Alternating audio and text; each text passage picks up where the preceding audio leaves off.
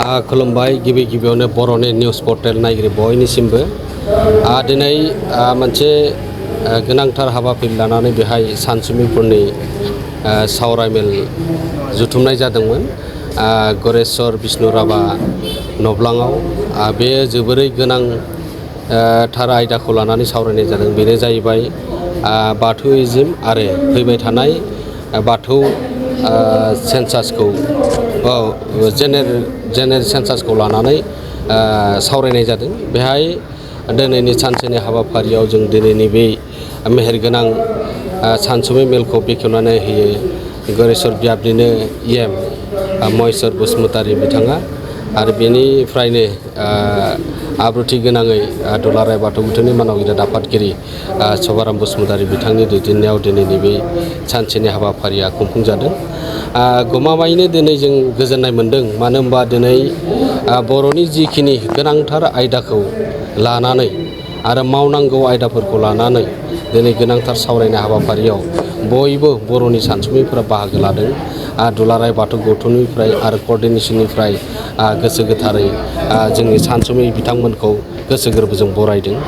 गोनां बाथ्राफोरखौ लानानै दिनै जोंनि गेजेराव बाथौ सिबियारिनि गेजेराव बर' माहारिनि गेजेराव बेबायदि मावफारियाव जोङो मुखुब जानानै सावरायनो हानायानो जोंनि देरसिन खौसेथिनि बाथ्राखौ फोरमायदों। दा बेनिखायनो जों सान्दों दिनैनि बे सावरायनाया जाफुंसार महर मोनदों होननानै जों साननो हायो। मानो होनोब्ला बेवहाय जिखिनि भारत नाङै सुबुं सानखोनि जिखिनि बर' माहारिनि गेजेरावबो जोङो बेखौ हाबाफारिखौ मोजाङै एबारनो जों बाथौइज्म मोननांगौनि थाखाय बाथौइज्म खुलुमफैनांगौनि थाखाय एबारनो जों मोनसे सनानि सुजुग होननानै जों बयबो सानलायदों आरो बेखौनो जों दिनैनि गेजेरजों जों रोखा खालामनो हादों। जों बयबो जोङो बेखौ हेफाजाब होलायनांगौ।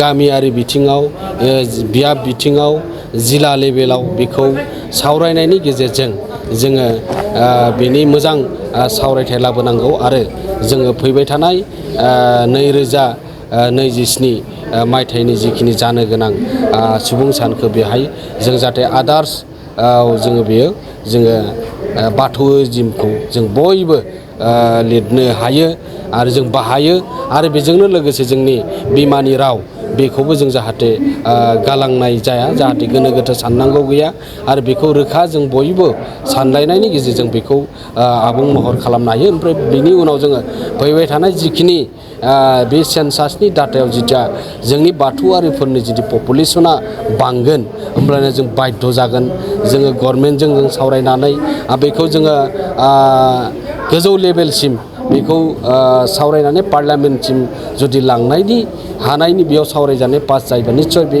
बाथौ कलमा निस्सय फैगोन आरो बियो दिनै गिबि खेबनि थाखाय नङा। जोङो बार बिनि सायाव जों सावरायनांगोन, दिल्लीयाव थांनानै सावरायनांगोन, जोंनि BTC गभर्नमेन्टजोंबो जों सावरायनांगोन, आसाम गभर्नमेन्टजोंबो जों सावरायनांगोन, डिपार्टमेन्टलिबो जों सावरायनांगोन। बेयो सानसेनो जाना फैनाय नङा।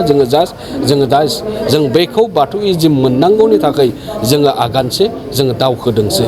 जोङो बयबो जोङो दिनै बाथौ लिरनो हायो, नाथाय कलमखौ मोननांगौनि थाखाय जोङो बयबो सांग्रां जानांगोन आरो जों बेखौ जोंनि रायजो राजाफोरनि बाथौ सिबियारिफोरनि बर' हारिनि गेजेराव रोखायै जों फोरमायना होनो हानांगोन आरो बेखौनो दिनै बे सानसुमैफोरखौ लानानै गुवारै सावरायनाय जादों आरो बियो मोनसे जाफुंसार महर मोनगोनखौ दुलाराय बाथौ गौथुम आरो कर्डिनेसन जानानै मिजिंथिनाय आरो जोङो बेखौ उननि समावबो दिनै गोख्रोंनि सायाव गोख्रोंसिन मावफारि लानानै खामानि मावलांबाय थागोन।